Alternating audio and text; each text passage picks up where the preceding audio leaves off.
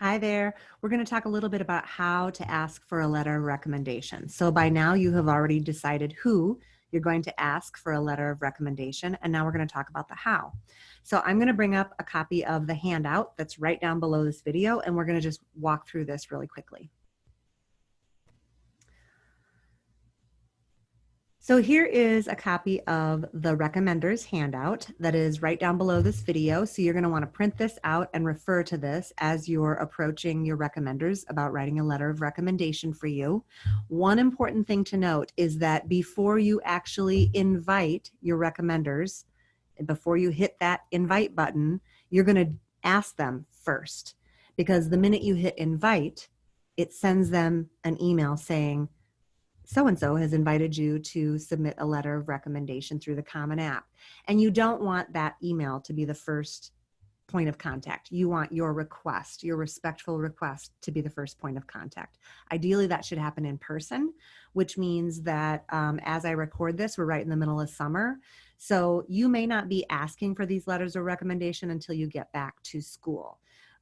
Or you may have to, if depending on what school is going to look like, if it's going to be online this fall, then you may think, okay, well, if we're going to be online, so I'm going to go ahead and pick up a phone and call them, or I'm going to send them an email to request. But in an ideal world, this is an ask that happens in person. So let's look at this. So for tips, tactics, and techniques for your recommendations, first you want to ask in advance.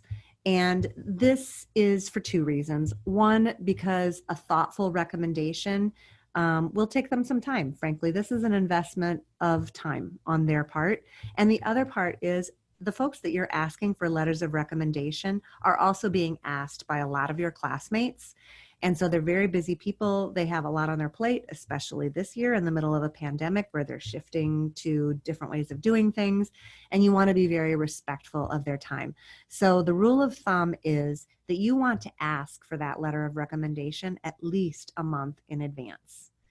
And so you want to be able to get out there ahead. You want to not be one of those students who's going to approach them the last week of October and say, hey, could you write a letter of recommendation for me in the next 3 days? Nobody wants to be that person. Second, you're going to want to ask in person. And this gives you the opportunity to really read them, read body language. Are they hesitant in accepting, the invite to provide a letter of recommendation, or are they kind of acting like, I'm not sure if I know you well enough? You want to give yourself that opportunity if possible. The other thing, frankly, is just in these first 3 points, it all says ask. We're asking. Letters of recommendation are earned by the behavior that you have already exhibited in their classroom or in the activity that you have with these recommenders. And you can't expect it, but hopefully if you have done your job of being a pleasure to have in their class or in their activity, they will be very honored to write a letter for you. So you want to ask the people who know you best. We talked about you want this to be somebody who's known you really well and who's known you recently. So ideally, these are folks that you worked with closely in the course of your junior year of high school. And if you have to, you could go back to somebody who knew you in sophomore year, and really only very rarely, and if you don't have better options, would you want to go all the way back to freshman year. And that's simply because you've changed a lot over the last few years, and these folks, you want the people who really know who you are as a student right now. And then you also, of course, want to send a follow-up email. We'll talk a little bit about the actual conversation.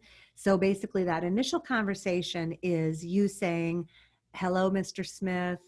I'm working on my college applications right now, and I was really wondering if you would be willing to write a letter of recommendation for me to really talk about the way that we work together in chemistry class and the way that I exhibited leadership as, in labs, as a team member, that type of thing. And I'll follow up to provide you with all the information that you need to be able to submit the letter. But first, I just wanted to ask if that's something that you would be willing to do. And then they provide their answer. They say, of course, you've been an exemplary student. I would be thrilled to write a letter of recommendation for you. I'll look for the email providing me with those instructions. And so that follow-up email is exactly that. It's the instructions for them. And we've got verbiage for you below. It's telling them, here's what you need to do. Here's when it's due. Here's what is going to happen next. And then you are going to practice a professional courtesy, just really what adults should do as a courtesy. Send a thank you note. And I really do mean a note. I really do mean handwritten. I really do mean old-fashioned. Let the recommender know that it was really something that you appreciate very much, that they wrote that letter of recommendation. And of course, with your recommenders, once you've made your decision in the spring of your senior year, you're going to want to follow up and say, I'm so excited to let you know that I have accepted this letter. I've accepted the offer of admission to this school. I'm super excited. And I really thank you for being a part of making that happen. You'll just be surprised how thrilled they will be to hear from you. And frankly, sadly, you'll be surprised how rare that is that people would give them that kind of feedback.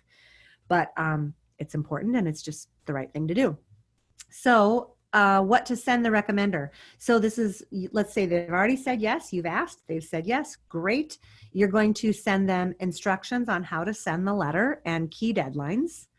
And you're going to send them, basically make it easy for them to write a great letter of recommendation.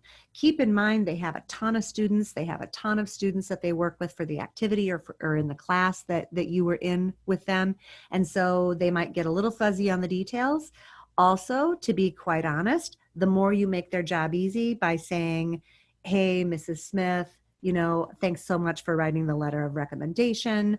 I really enjoyed your class, and I especially felt that being able to lead this class project on this, and this gave me some great experience in business and leadership and project management.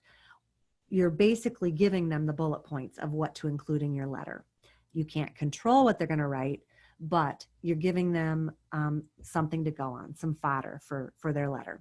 And then you might want to share a short success story from their class, which highlights your personality, character, and work ethic. So we have an example for you. This is a sample follow-up email. So I have already, earlier in the week, went into Mrs. Smith's office, or if I couldn't go into her office, I wrote her an email, or I picked up a phone and called Mrs. Smith and I asked, I would be so honored, would you please write me a letter of recommendation for my colleges? And then this is the follow-up that you send when you say, I'll be sending you follow-up to let you know what's coming next. This is basically what you say. Thank you for meeting with me today and agreeing to write the letter. Here are a few key deadlines. Here's the deadline. Here's what's going to happen next. You are going to receive an email from the Common App with all the necessary information about how to submit the letter.